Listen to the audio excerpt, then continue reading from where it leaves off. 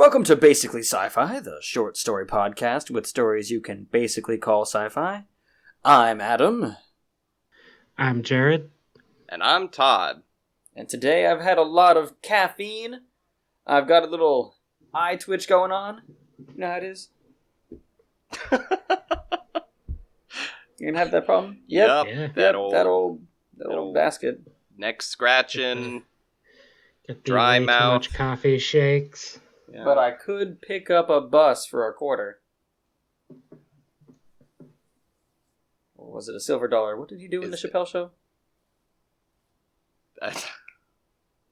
Oh, okay. I was like, is that some kind of like slang phrase I'm not familiar with? Don't take any wooden nickels. Man, I could pick up a bus for a quarter. I'm gonna fucking put that somewhere.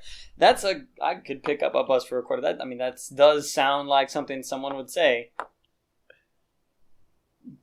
Or maybe I'll just let it go.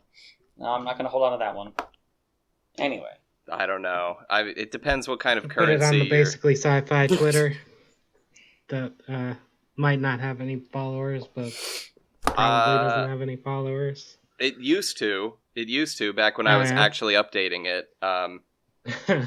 Because I put like the hashtag sci-fi and writing workshop on it, and people were down with that. They were like, "Oh shit, man, this guy's a writer. Maybe he'll also follow my writing based thing." Which I'm not sure. Sometimes I did. Sometimes obligatory follows.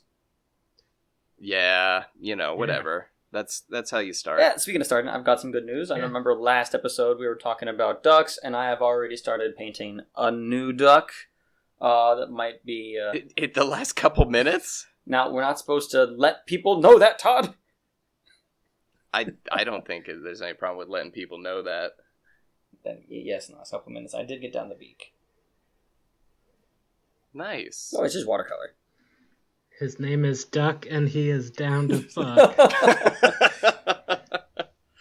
Oh, man. Another movie better than Old Boy. Fuck off.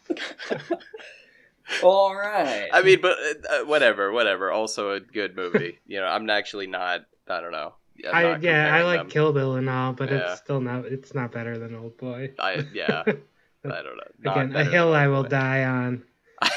Old Boy is one of the best movies I've ever seen. It definitely is. Damn, and I'm gonna have to watch that, but I'm sorry, tonight my schedule is full with watching Spaceballs.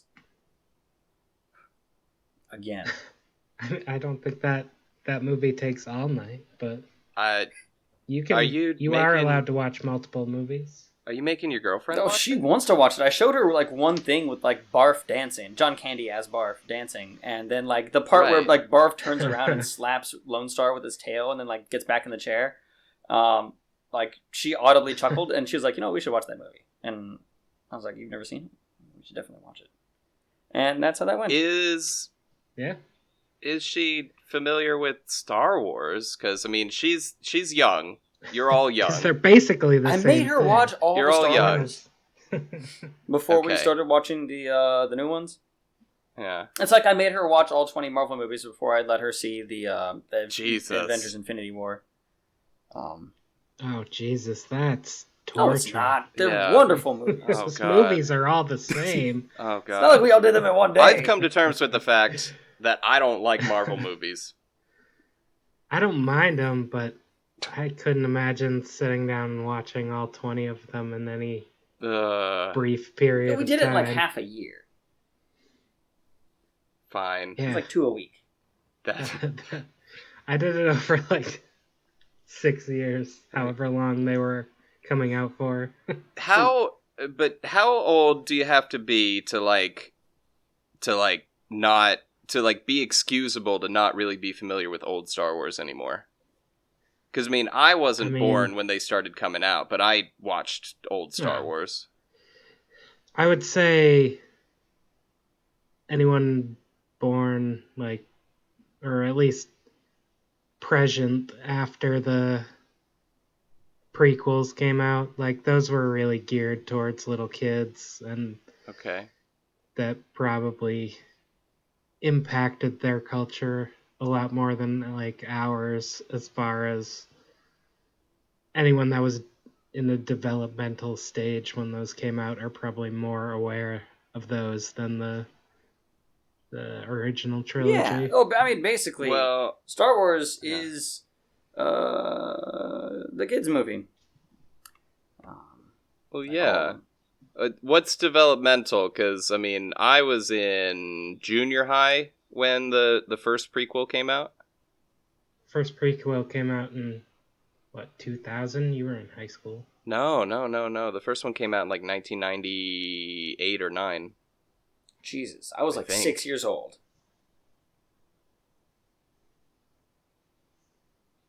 Maybe not.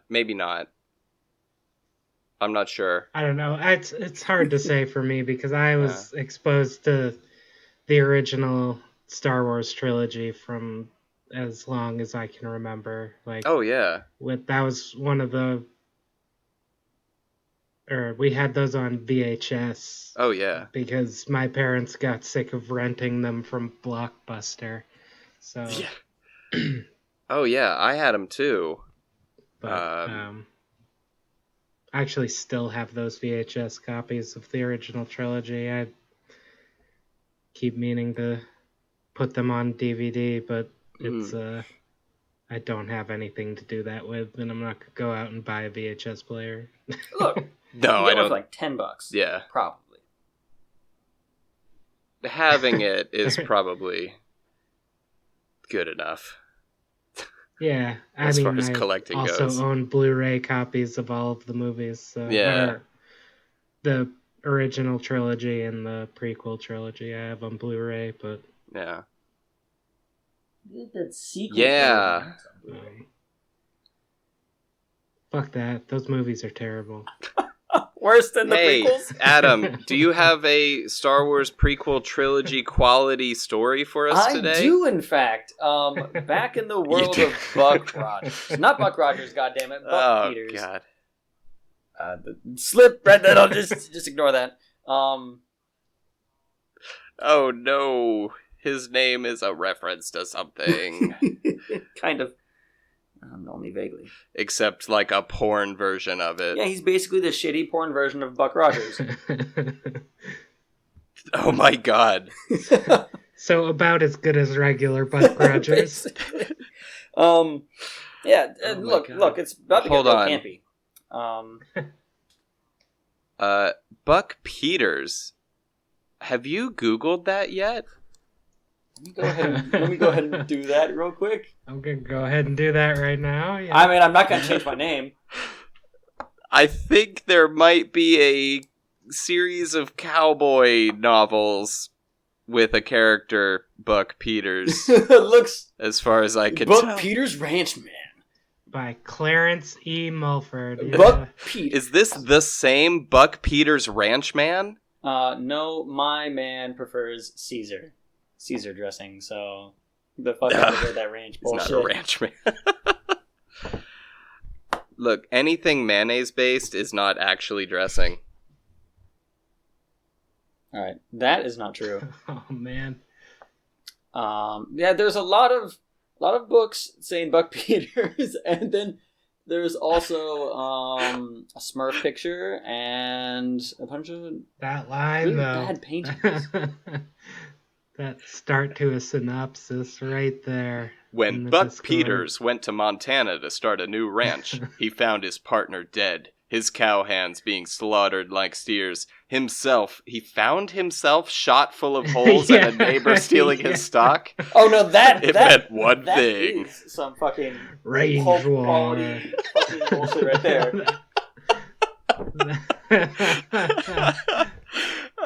Okay, I don't think you have to worry at all about anyone. If this guy comes after me, I'm just gonna be like, look, man, my shit is gonna elevate yours, not the other way around. It's a common name. It's a common name. My dad's Buck Peters.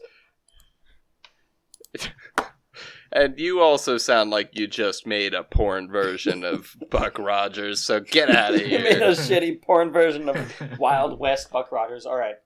So, here we go. Remember what happened last time? He had to drink some weird juice that Jodeci gave him. Remember Jodeci? Yeah, he was. Yeah. We've moved on. We've discovered the true nature of the mother, Yes. the something mother. Something mother. And, yeah. So. Or as Jodeci, or as some of us call him, Jodeci. Remember, I'm not getting it. Okay, then. It was just me mispronouncing the band Jodeci's name. And then... I remember... Oh, God. I can't remember my coworker's name anymore. Oh, no! Oh, no! Is it Hanami? No. Hanami? Seven. Hanami? Oh, Grieco. Grieco was like... I kept saying Jodeci, and like, you know that song by the band Jodeci, and he was like, do you mean Jodeci? Like, it took him like a full 5 minutes to like know what band I was talking about. Okay. Anyway, I'm probably going to cut that out of the podcast. Yep. I think I'm gonna so. start right now. Yep. Well. With a title? No, there's no title. It's just another long run on the Word document. Okay. Here we go. Well, Buck said with all the force he could muster. He stared down his own visage in the mirror. His eyes had been lit with a bluish light since he'd eaten that terrible concoction. The words Holy Mother burned in his mind. He couldn't shake the feeling that the walls were covered in eyes. Every time he turned to try to look at them, they disappeared. But he could be sure that somehow they were there. Thousands of eyes looking at him. The runic stone around his neck pulled at him, as if to warp him into itself. He reached down into this dingy bowl, carefully propping up the polished brass mirror he was looking in, and splashed some water on his face. He could focus a little more now. So, what was next? Getting off this rock had to be the next step. He wanted to get home. Or at least die. Something. He couldn't go on like this. No, he couldn't die on this damn backwater. Not even his cousin Stinky Richard got done in by that catfish on Cathar. And she even had them thick whiskers. Fight it, Buck. Fight as hard as Stinky Rich. Cousin Stinky Richard. He clapped his cheeks in the mirror and returned to the dirty room. Sorry, what? You know when you go like, to get yourself motivated. He clapped his cheeks in the mirror. I literally could think of no other body part that was called cheeks. Than a face? I forgot the word for your face. Your face sacks. Your face bags. He slapped his face bags in the mirror and returned to the dirty room with the froggy contingent waiting for him. Or Corbin contingent. He should really be keeping up with these things. The Corbins looked upon him with a mixture of apprehension and expectation. The oldest, decidedly perfectly preserved Corbin gave him a knowing wink. So, ye ready to fulfill the contract, Arbiter? The old Jodeci said. It is pronounced Jodeci. Oh, now I'm laughing. Every time I close my eyes, I wake up feeling so froggy, Buck said and tried to give a wink, lighten his own mood. It didn't work. I can't get you out of my mind. No, this wasn't working. I need to get this over with. I assume you have some kind of a plan, Frogman? Oh God, it says Palpatine voice here. Oh, here we go. Do it. There we go, I'm in. No. Yep. No. Oh. Jared, you want to give us a Palpatine also? Nah. Remember, he sounds like Palpatine, and just superimpose that into your brain. No, all the Corbin from my era are dead. You saw them in that pit. No, what we have here will be enough. Nobody remembers me anyway. It's just fine. So, what must I say? What must I do? Buck pleaded. The froggo held up a hand. He fumbled out of his chair and thudded onto the floor. He scrambled to his feet and went to the next room, through that leather flap. Whose skin was that made from anyway? There were froggos on this planet, but Buck couldn't remember any other creatures. It was probably not good to think about that. So heaven forbid it turned out to be Arbiter! The loud, situationally deaf Argo broke him from his train of thought. I know we've had our differences, but I know it may not seem like I have your best interest at heart. And that's because I don't. But you should trust me anyway. No! Trust him. Wait a cloud counting minute, Buck said. We got a lot to say to each other, but we can wait for that later. It says Bonesy here. Okay. So, you have a plan? Well, seeing your face has given me some kind of a plan. I think, from you, I need you to get me in that room with the mother. Also, you gotta take care of your kinsmen who may not be so inclined. And make sure that there's plenty of stones for us to get back to the surface. Double up on them if you can. I have a terrible feeling about this. Buck spun around real quick, trying to catch that damn eye that he knew was there. Goddamn eyes everywhere. He waved a hand at the wall. The sooner we get the hell out of here, the better.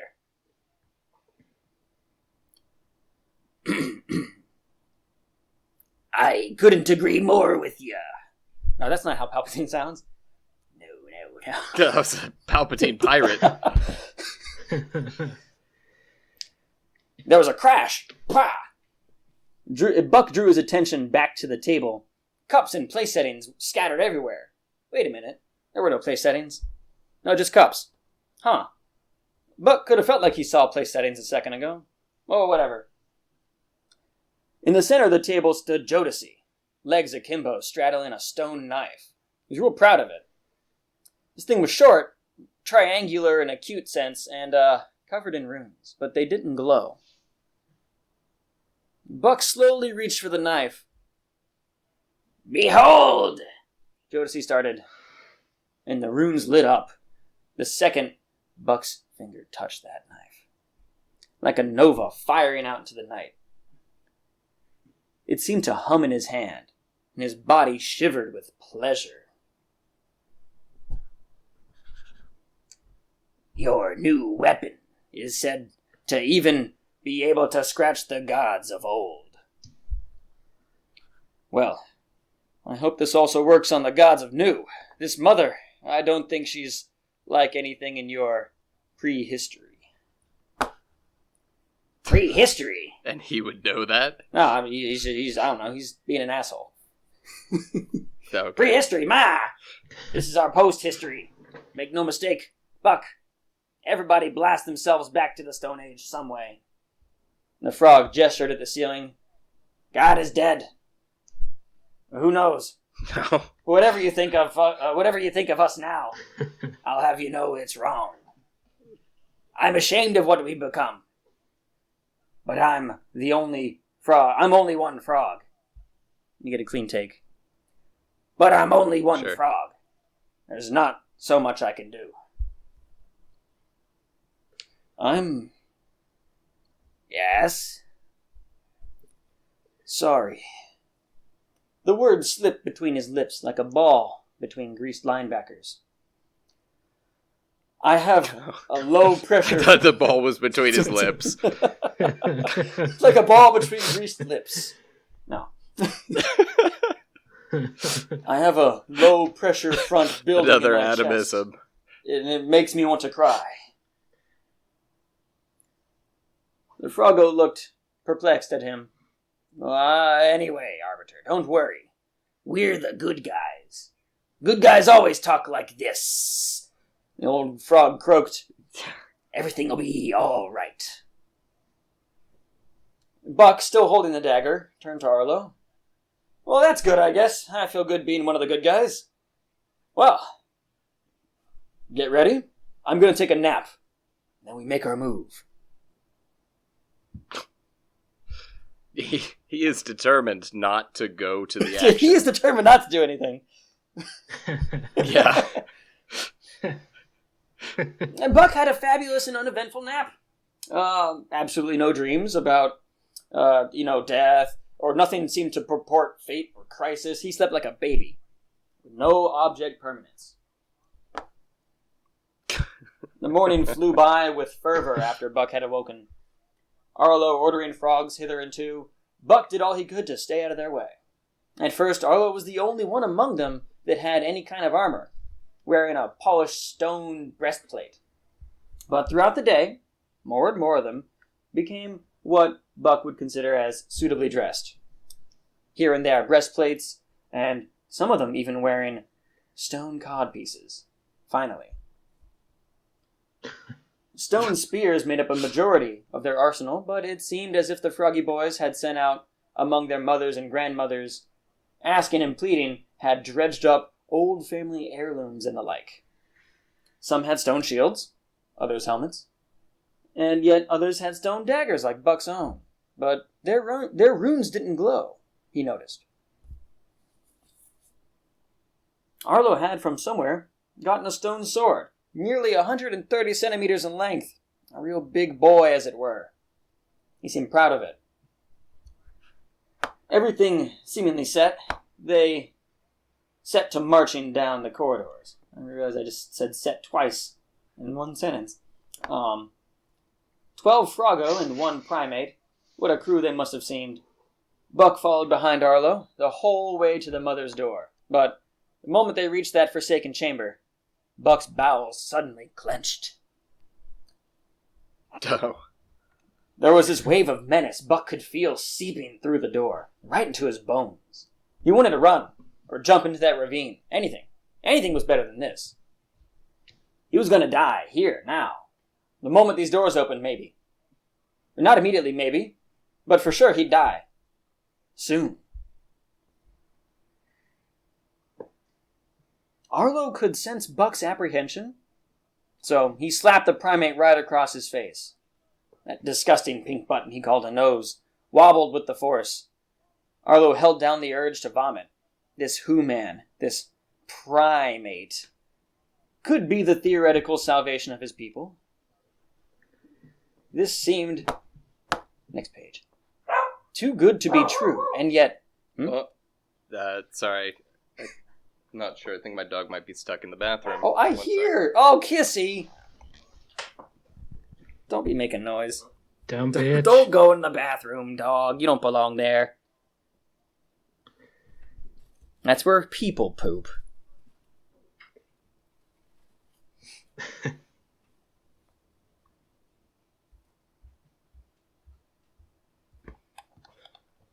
Never mind. Sorry, she's not. She's just an idiot. Oh, I mean, as all dogs are. Beautifully, hilariously dumb. Alright. Barking at nothing. Anyway, sorry. So let's see. This seemed to be too good to be true and yet too late in the coming, all at once. Arlo put his worries aside, like all adults do, and buried them deep down. Back!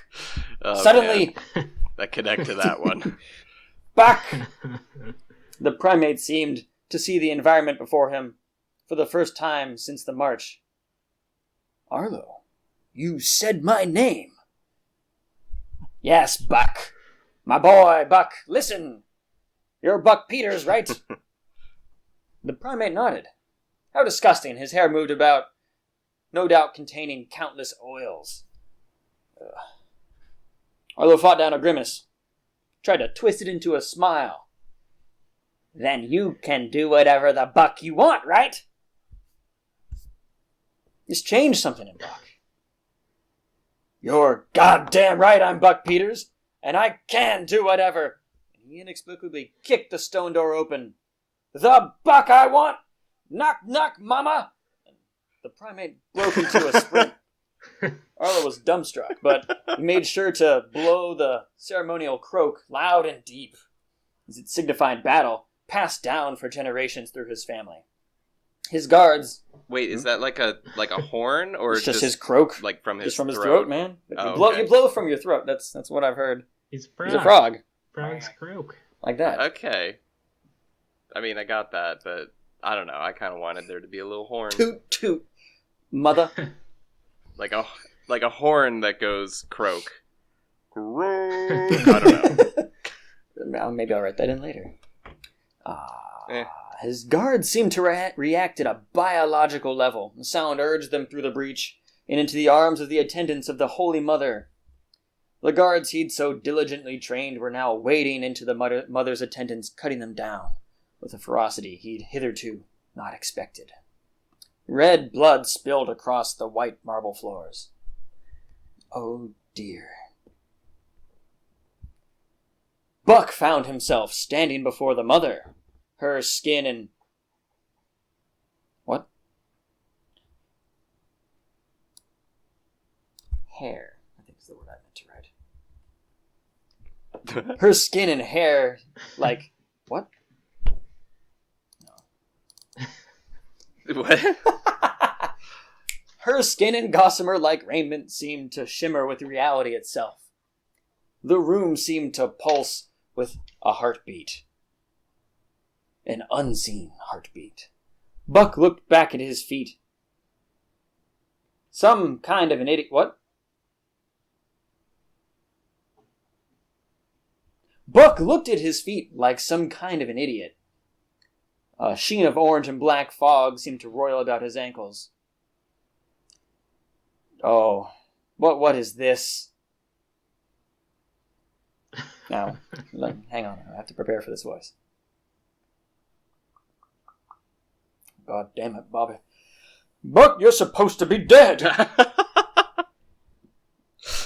And you're supposed to be old! I learned that like 12 hours ago. And I can't keep track of time in this dank hell, Buck said. The mother turned from Buck and started pacing along the dais. Well, you see. No. This is where I monologue at you. Listen, man.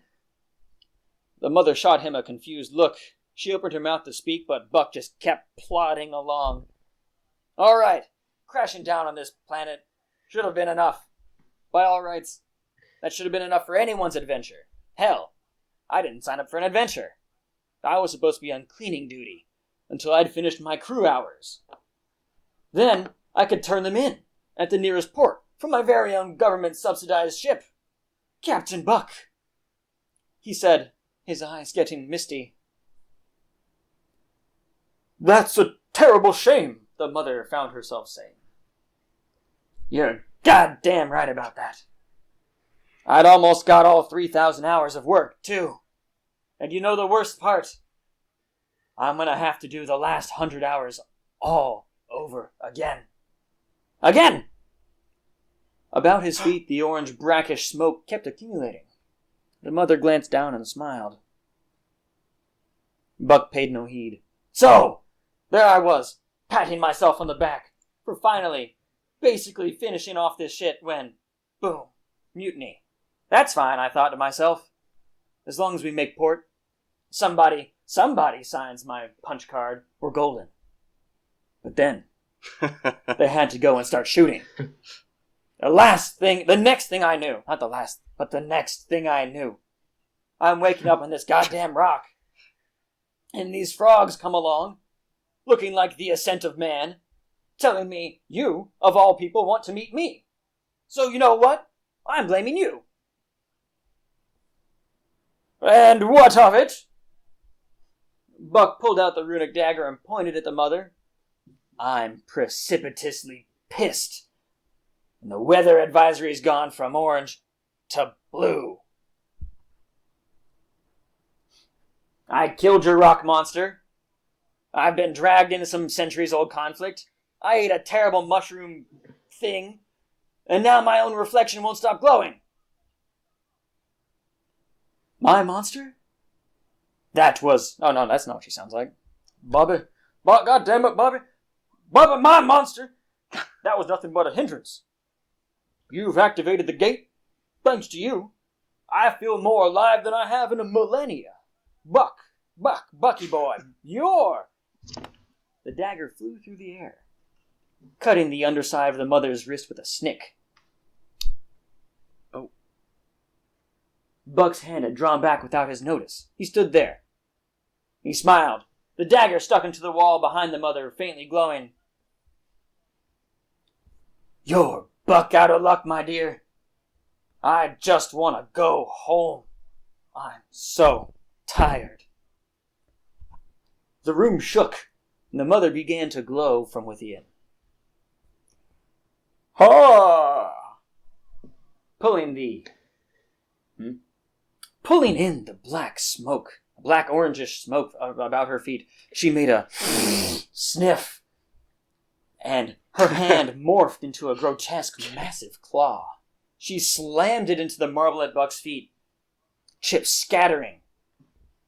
She swept it into the crowd of froggos at the fore of the room, covering meters in seconds, sending them scattering like bowling pins. Tell me about my luck again, Buck. Please clap. Oh. To be continued. Yep. Oh, man. Yeah. Is she just... I retconned her voice because I like Hank Hill more than whatever I was doing before. Right. Fair. Yeah. Not a bad Hank Hill either. Thank you. And okay, and the clap. You requested it, so there you go. Thank you. Yeah. Yeah. Okay. This is continuing the story, and then you like hit the word limit, I guess. Yep. I was like, I could start the fight, but that'll be another 2,000 words. Okay.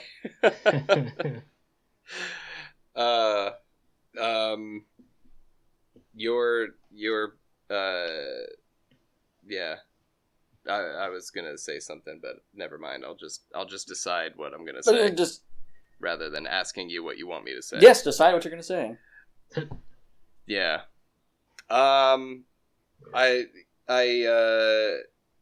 So I first I liked how I thought his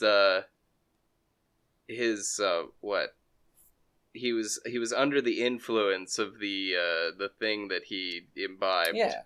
And that was affecting the narration too. So I thought that was cool. Like, I got that you were doing that and that you weren't just having trouble reading what you wrote. Yeah. Like, I got that. I liked it. But I don't know. Is it a spoiler? Did he sleep it off? Or is he still under the effect of it? Who knows?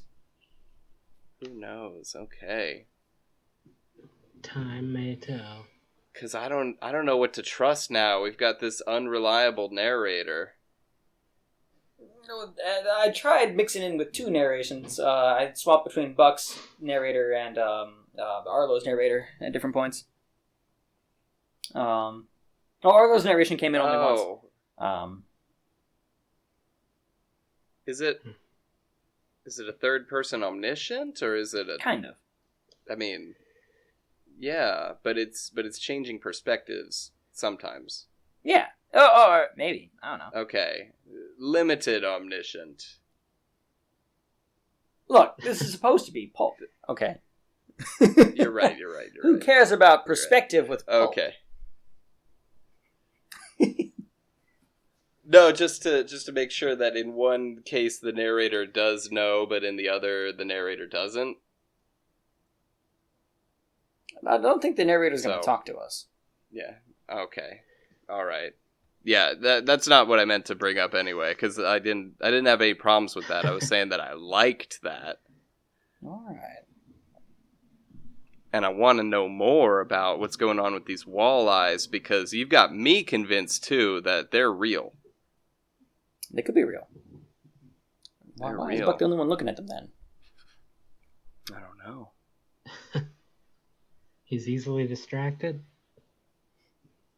Oh, he doesn't. He never really see. He only like like when you think you see like a horrible, terrifying ghost at the corner of your eye, and you turn and look, and there's nothing there, and you're like, huh! Like you get that primal, sudden rush of like endorphins, and you're like, huh? Oh no, it's just just my trash can. And your use of voices really helped me keep track of who the characters are. They were distinct. Sweet.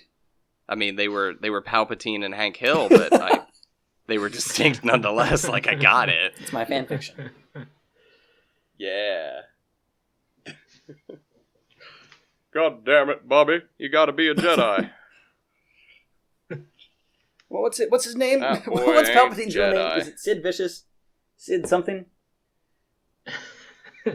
What? Sid. Oh, Darth Sidious. Darth Sidious. Wait. His real name is Palpatine. Yeah. His Sith name is Sidious. Yeah. That's insane. Jared, did you have anything to add, or did I steal all your comments? No, I still get caught up in your descriptors as far as misinterpreting them with their the greasy athlete balls, and just gets real distracting. I'm sorry. Me. We just call that an atomism. Oh, I'm going to use like a duck off water later on in the thing. Ducks slide right off of water. Like a greasy ball between your lips? Like a duck.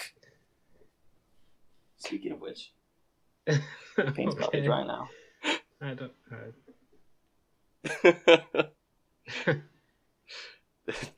Everything's gonna be ducks. I think I found a new vein for an Instagram. Paintings of ducks. Anyway, criticism. My criticism would be, this is just something that like I learned in my auditioning class, was when I was trying to build tension, but I'm building too much dramatic tension. The pauses are too long sometimes. So, I mean, for me personally. So what I'm saying is that sometimes your dramatic pauses maybe are too dramatic, and so mine are too, and I just take care of that when I do editing. Okay. Like, then I'll do the same. Like, you, dear listeners, wouldn't believe how long the actual dramatic pauses are when I'm reading. It's like a whole 30 seconds. It's so yeah. Yeah, I do a lot of like fine control work with my speaking when I'm editing too, as far as I typically take awkward pauses where they shouldn't be.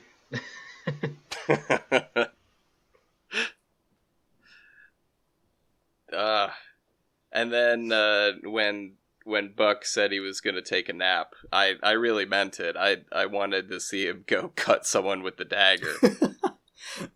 But he said he took a nap. I thought that would have been like, I don't know, like build up to something dramatic and then like sleep on it. Oh, that seems funny. Yeah. Okay, then it's not a criticism. You did that on purpose. Like, I wanted to use less potty humor and use more jokey joke humor. Yeah. Okay. That was a jokey joke. Was it funny? It was funny, but I was like, it was, I don't know, meta funny, because I was finding it funny my own reaction to being forced to wait even longer. Like,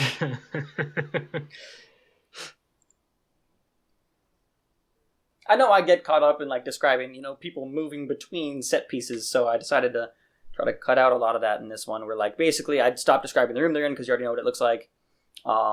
Maybe some objects in the room, but they just go to sleep. Yeah, just go to sleep. When they are in transit, I just basically they walk down the corridor and then they get there. And I wanted to expedite the conflict a little bit more and have like, Okay. I see now. It was a vehicle to get us to when the troops were ready. Yeah. Okay. I didn't really get that before, just because I thought maybe the troops were already ready. It was a convenient way for Buck to kill time and not be in the story, and also the story not be going on. Yeah, right. Like he took a nap, he woke up, they were ready, and then they went. I don't know why more authors just don't do that. Yeah. He took a really long shit, came back. Traveling through time at the speed of regular time.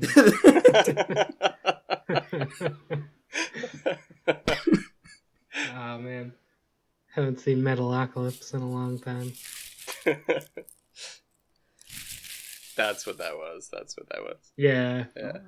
Yeah, they're... I appreciate your criticisms, and I'll try to make my shit funnier next time. I didn't say it wasn't funny. Yeah. I'll try to, blue ball you with action a little bit more next time. And then instead of having them fight, I'm just going to have them stand around and talk for, another 30 minutes, and then, right when they're about to fight. Yeah. Wait till next time. Just keep writing stories and putting off this fight.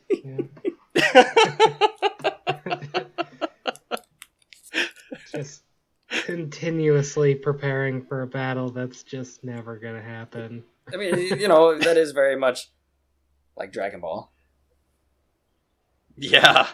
And, if Dragon Ball, one of the most famous anime of all time, can do it, then why can't I? I'm a huge fan of the anime. No.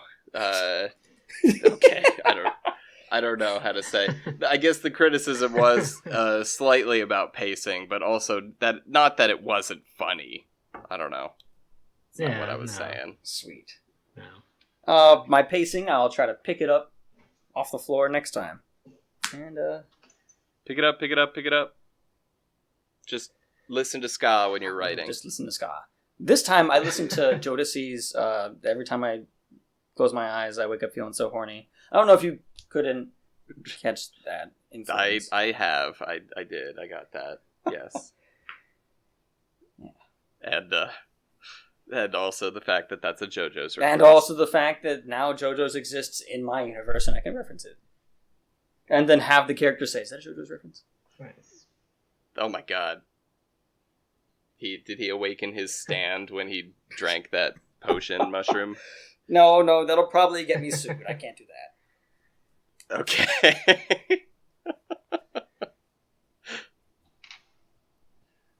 It awakened his sand.